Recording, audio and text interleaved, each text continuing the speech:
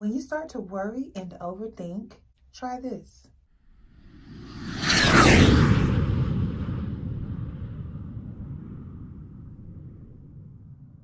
Hey, welcome to the video. I'm your host, Shayla Ma'at. I'm a transformation coach, and this channel is for people who have a vision and want to break past their limitations and transform, even if they don't know how. So if you're a new subscriber, thank you for subscribing. Welcome back. And if you're new here, thanks for being here. Go ahead and subscribe and join the community. Finding a way to manage worrying is the key.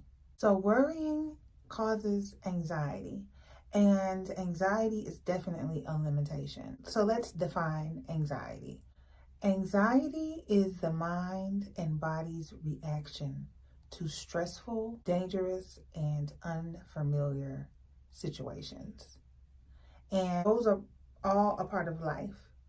Now, if you're a parent, if you are managing your finances and have something unexpected to happen, or something unexpected happens within your relationships, or just on a day-to-day, stressful situations cause the body to react and to experience anxiety.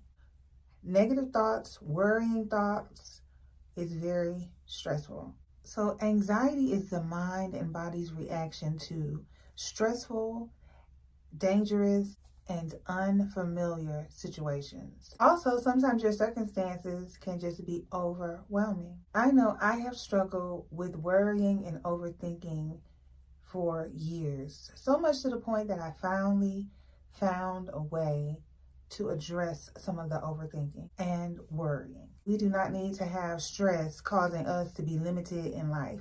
Life is about experiencing, learning, and doing your best and feeling your best. And trivial thoughts should not be able to have so much control over our physical and our mental state. So let's go over some ways that we can manage worrying and stress so that we can thrive and be healthy, and that won't be a block. Leave a comment below and share, how do you generally deal with worry? When you feel yourself starting to overthink and worry about a situation, instead of holding on to that thought, instead of obsessing over that thought, have a standard where whenever you have a worrying thought, you schedule it for a specific time of the day or of the week. So for example, if you were to want to do it on a weekly basis, you can say, for now, instead of me worrying, I'm going to write this problem down.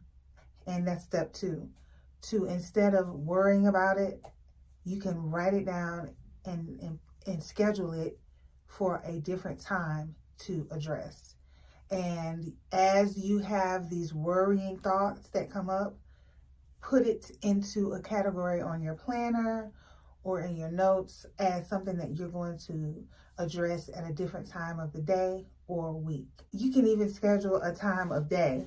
If you want to go over all your overthinking thoughts, do it at one time in the day.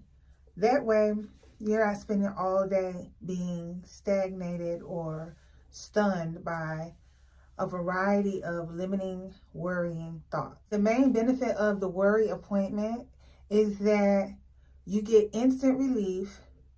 You can do a quick breathing exercise, and you've put your worry in its priority, so it's not going to be forgotten about. So now it's out of your head on paper and somewhere, and because you have scheduled and designated a specific time to resolve problems, you can trust yourself that you know you're going to be able to address it with a more clear head, because you'll have had time to move forward with your day and come back to your concerns and worries with a fresh eye.